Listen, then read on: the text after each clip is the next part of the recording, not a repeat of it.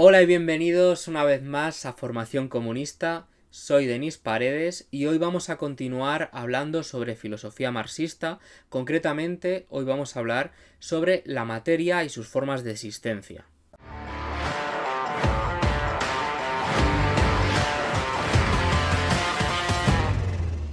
En el vídeo anterior sobre el materialismo dialéctico vimos que la filosofía marxista, ese materialismo dialéctico, estaba formado por el materialismo como oposición al idealismo y la dialéctica como oposición al método dialéctico, y vimos un poco las características que definían el materialismo, la dialéctica, etc.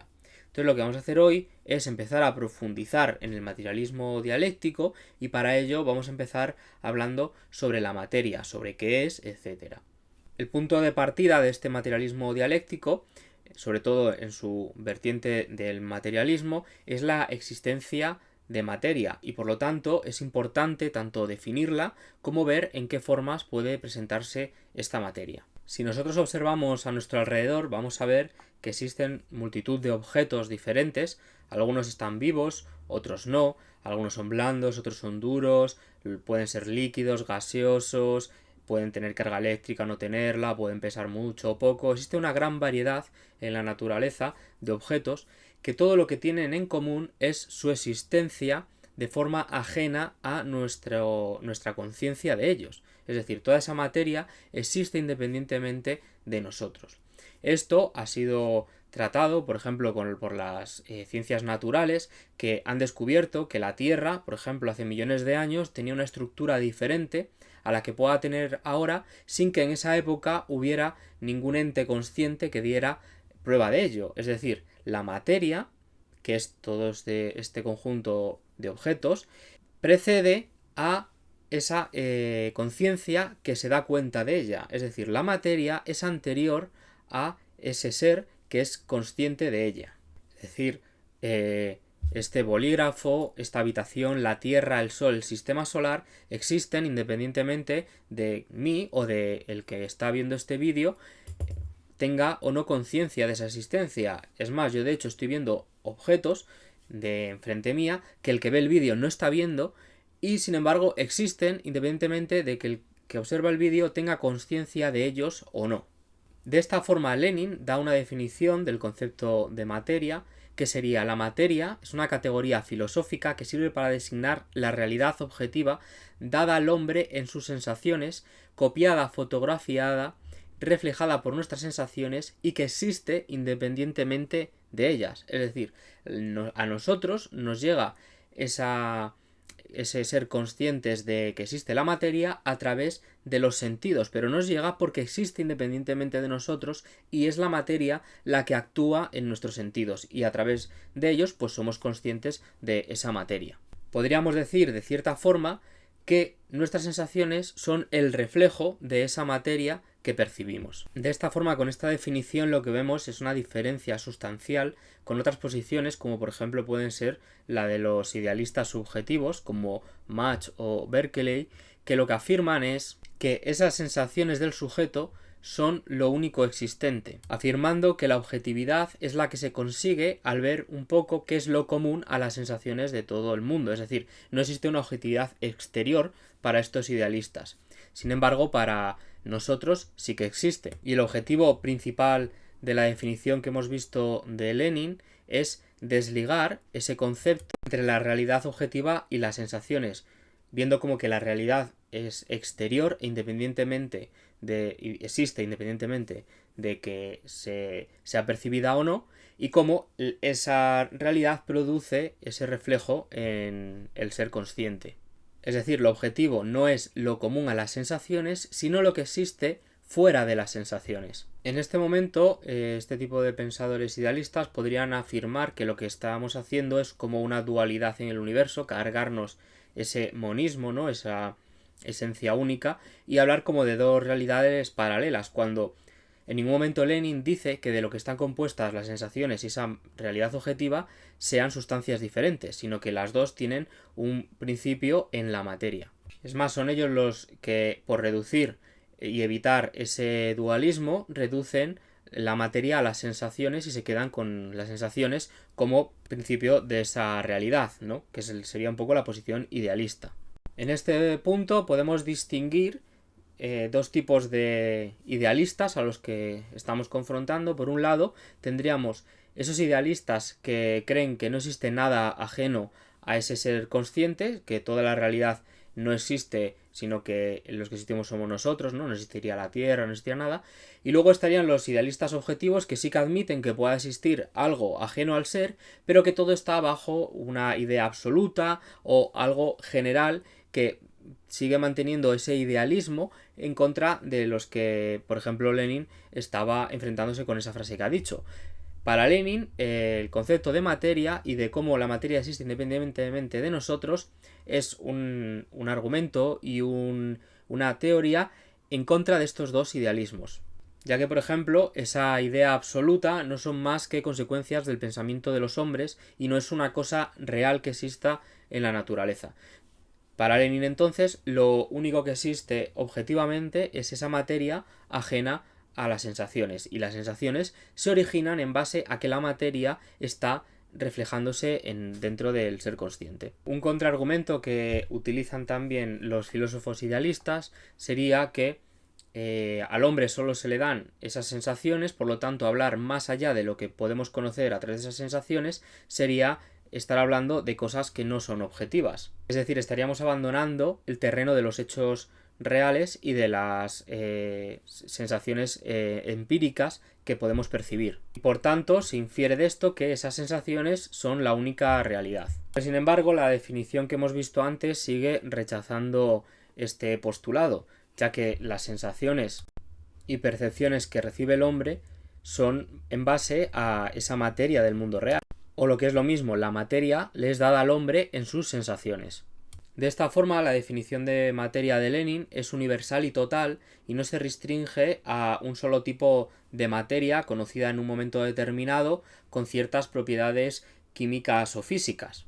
Por ejemplo, Tales de Mileto consideraba que la materia base de lo que estaba formado todo era el agua, para Anaxímenes era el aire, el principio constitutivo de todo lo existente, y para Demócrito eran los átomos. Por lo que al final se vio que hay que abstraer ese conocimiento de materia de lo que las ciencias físicas y de la naturaleza conozcan en un momento determinado de la historia, porque según va aumentando ese conocimiento científico, lo que se conoce como materia puede ampliarse o no, como hemos visto con estos ejemplos. Por tanto, lo que vemos es que la tendencia a dotar a la materia de propiedades físicas inmutables o indivisibles, otro tipo de propiedades absolutas, está condenado a enfrentarse en cierto momento contra la realidad física. Por ejemplo, durante mucho tiempo se pensó que los átomos eran partículas indivisibles, de hecho la palabra átomo significa eso, partícula indivisible.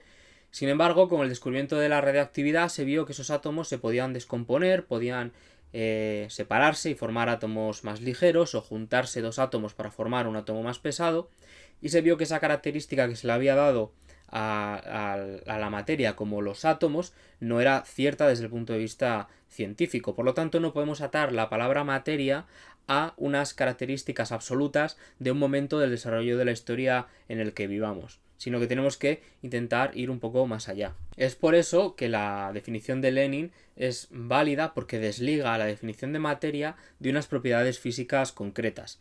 Y como decía, la materia se define como una categoría filosófica que sirve para determinar la realidad objetiva. De esta forma, por ejemplo, cuando se descubrió que el átomo estaba formado por otras partículas, como los electrones, los protones y los neutrones, ante la luz del descubrimiento, por ejemplo, del electrón, los idealistas hablaban de la desmaterialización del átomo, porque ya no era lo que se había conocido como el fin último de la materia, los átomos. Sin embargo, lo que tenemos que ver es la cuestión de que el electrón que surge, si ese electrón existe independientemente y ajeno a lo que nosotros sepamos de él o no.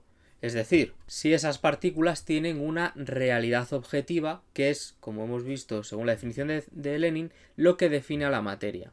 Por tanto, ya puede descubrirse que luego los protones estaban formados de quarks, que los neutrones estaban formados de quarks, que esos quarks, a su vez, tienen una realidad objetiva, por lo tanto, la realidad sigue siendo material.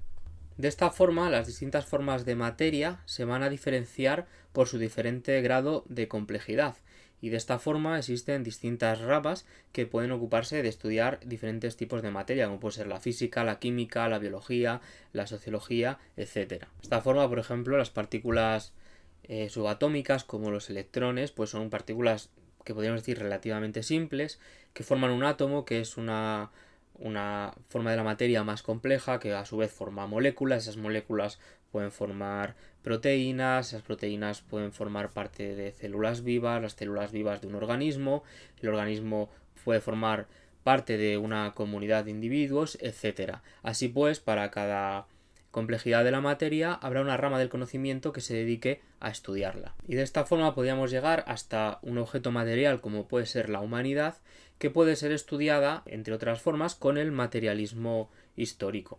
Por otro lado, otra característica y otro efecto que sufre la materia es el movimiento de la materia, es decir, la materia está continuamente en movimiento.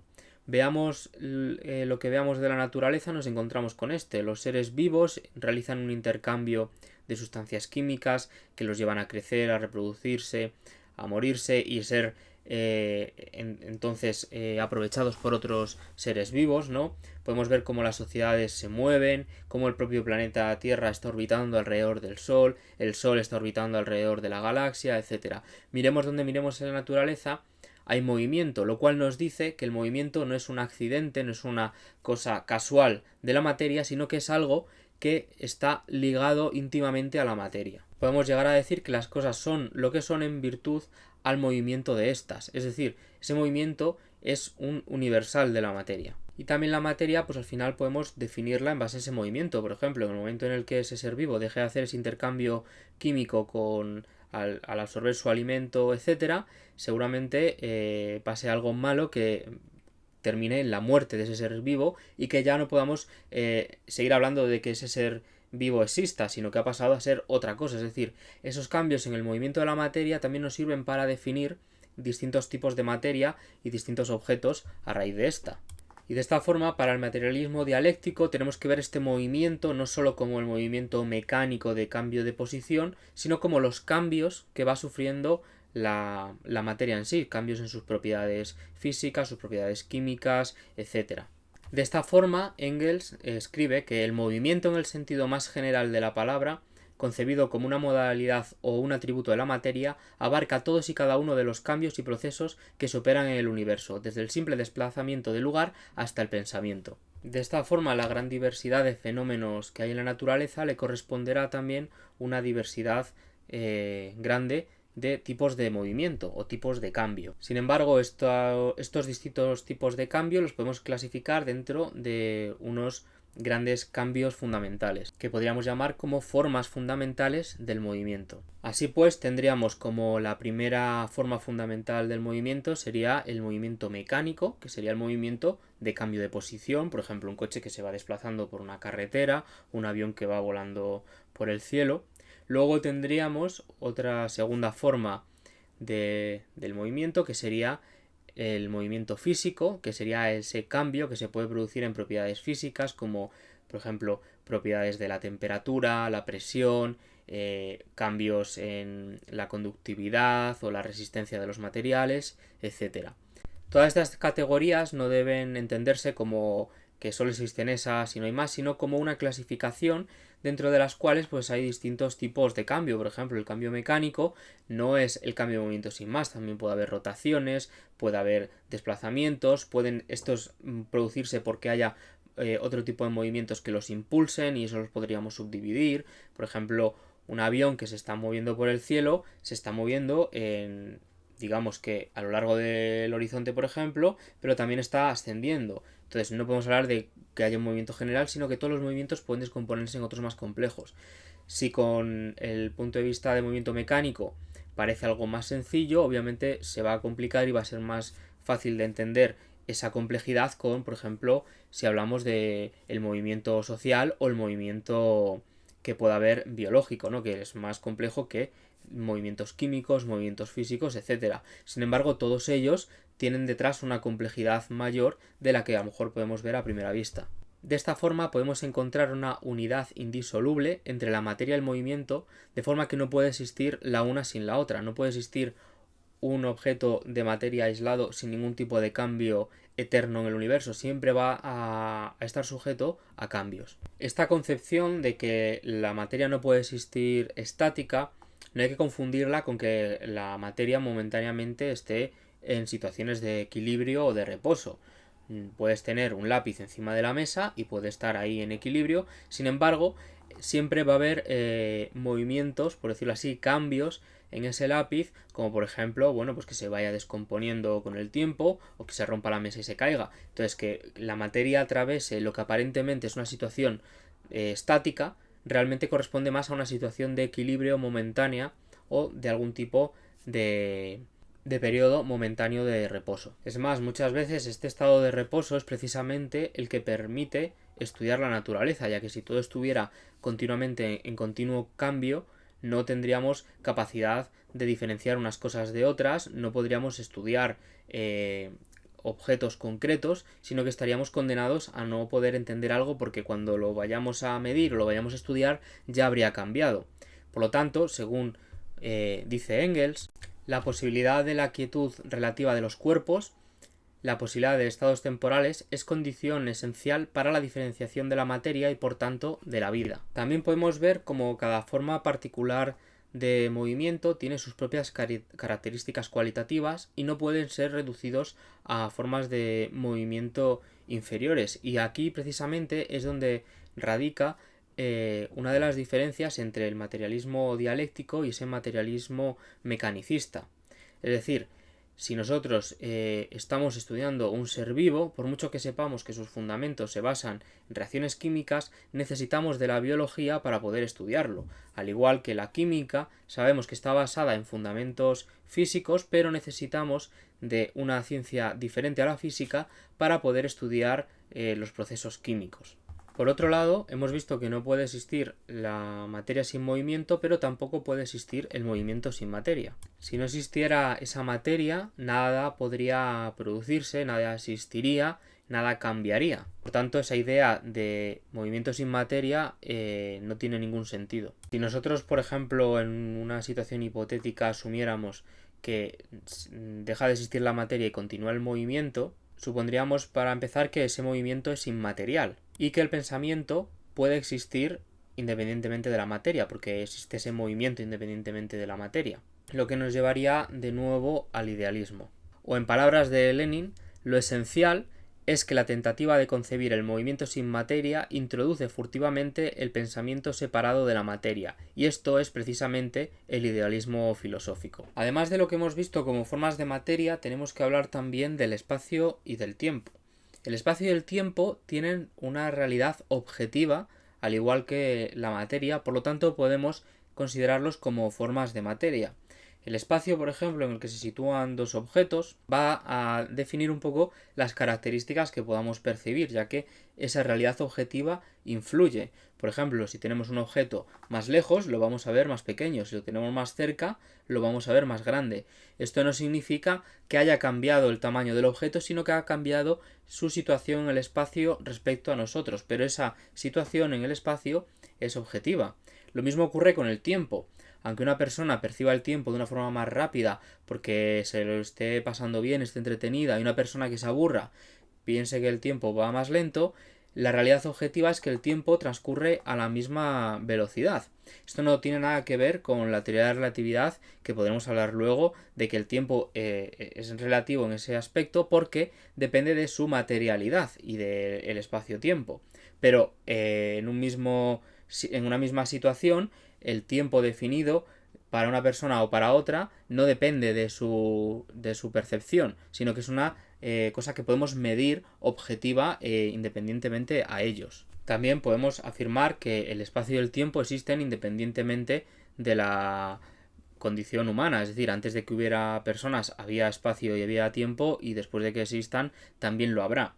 Por lo tanto, reafirmamos esa materialidad del espacio-tiempo. Y precisamente como están sujetos a esa materialidad, también están sujetos al movimiento, y por eso el espacio puede variar, puede ser deformado por objetos con una gran gravedad, y el tiempo igual. De ahí podemos ya meternos a hablar de que la relatividad de Einstein, ¿no? Ese concepto de que según la velocidad a la que te muevas el tiempo se alarga o se acorta, o que el espacio se deforma, todo eso se basa a movimientos dentro de las estructuras del espacio y del tiempo, lo que es característica de lo que hemos dicho de esa materialidad, de esa objetividad de la existencia de la materia y del espacio y del tiempo. Al final, las propiedades de ese espacio y de ese tiempo van a depender de esas condiciones materiales, es decir, de esa velocidad a la que se mueve el objeto para el que sufre esa extensión o contracción temporal, para cómo se deforma el espacio según la masa que haya, y todas esas relaciones cualitativas son lo que hace que el espacio y el tiempo puedan también sufrir esos movimientos entendidos como cambios en sus propiedades. También tenemos que entender que ante los adelantos de la física, como puede ser la relatividad o la mecánica cuántica, el que una cosa sea más compleja no niega su realidad objetiva, que es lo que nosotros usamos para definir a la materia con la definición que hemos visto de Lenin. La materia es esa realidad objetiva. Por último, habría que hablar sobre la unidad del mundo. Mucha gente distingue como la existencia de dos mundos, ¿no? Lo material y lo terrenal y lo divino, el mundo sensible y el mundo de las ideas, etc. Nosotros los marxistas hablamos de que el mundo es uno, existe una unidad del mundo. Este mundo además es material y es objetivo, y esta unidad se radica en su materialidad. Es decir, Engels decía: la unidad del mundo no consiste precisamente en existir, aunque su existencia condicione su unidad, ya que para ser uno, el mundo tiene ante todo que ser.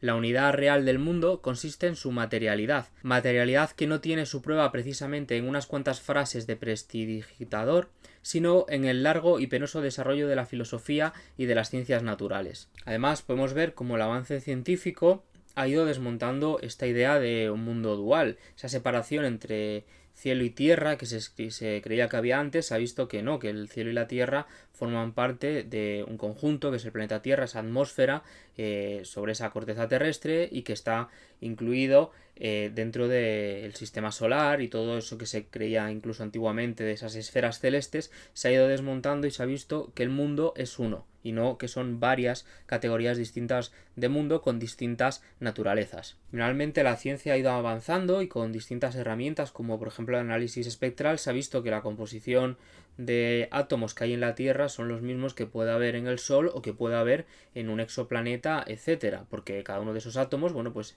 emite una luz concreta que podemos analizar y podemos determinar qué elementos existen en sitios muy lejanos y ver que son realmente los mismos que aquí. También las leyes de la física son las mismas en un entorno como puede ser la Tierra, o en Marte, o en Plutón, o en la otra punta de la galaxia. Y finalmente, añadir que aparte del mundo, el espacio y el tiempo, las distintas formas de materia, la conciencia humana tampoco es algo que se escape a esa realidad objetiva. O sea, es objetivamente cierto que existe esa conciencia, pero eso no hace que se separe de la materia, sino que precisamente sea parte de esa definición que dio Lenin de la materia como una realidad objetiva. Es decir, la conciencia humana no deja de ser más que una propiedad de la materia altamente organizada. Por tanto, la consciencia no contradice esta visión materialista que hemos visto tanto del mundo como de las distintas formas de materia. Y bueno, de esta forma hemos visto de una forma general cuál es la teoría sobre la materia del materialismo dialéctico, en base a esa definición que dio Lenin, en el que categorizaba a esa materia como esa realidad objetiva, y nos ha permitido establecer, bueno, pues qué es la materia y cómo diferenciarla de otras concepciones, tanto idealistas como de otro tipo de materialismos. Todo este trabajo que hemos realizado hasta ahora de definir la materia nos servirá para posteriormente, en un futuro vídeo, relacionar esta materia con la conciencia y seguir avanzando en los fundamentos del materialismo dialéctico. Así que bueno, como en todos los vídeos, me gustaría daros algunas lecturas sobre el tema que estamos tratando. En principio os recomendaría, que es un poco el libro que estamos siguiendo para estos vídeos, que es el de Fundamentos de la filosofía marxista de Konstantinov, que bueno, pues podéis completarlo con, sobre todo para el vídeo de hoy, con Materialismo y Empirocriticismo de Lenin. Y de Engels podemos, también os recomiendo Dialéctica de la Naturaleza y el Anti-Dunning. Por último, siempre que estemos ante un vídeo de filosofía, a mí siempre me gusta tener a mano el diccionario filosófico, porque bueno, al final muchos términos, según vas leyendo, yo no soy filósofo de estudios ni nada de eso, pero sí que me interesan estos temas y me es de muchísima utilidad tener a mano pues un diccionario filosófico, por ejemplo un diccionario económico cuando estudio economía, para ir revisando ciertos conceptos. Así que bueno, espero que este vídeo os haya gustado. Seguiremos profundizando en el materialismo dialéctico y vamos a ir paso a paso viendo todas las categorías, todos los posicionamientos, etcétera, de lo que consideramos que es la ideología y la filosofía revolucionaria al servicio de la clase obrera. Y nos vemos en el siguiente vídeo de Formación Comunista. Un saludo.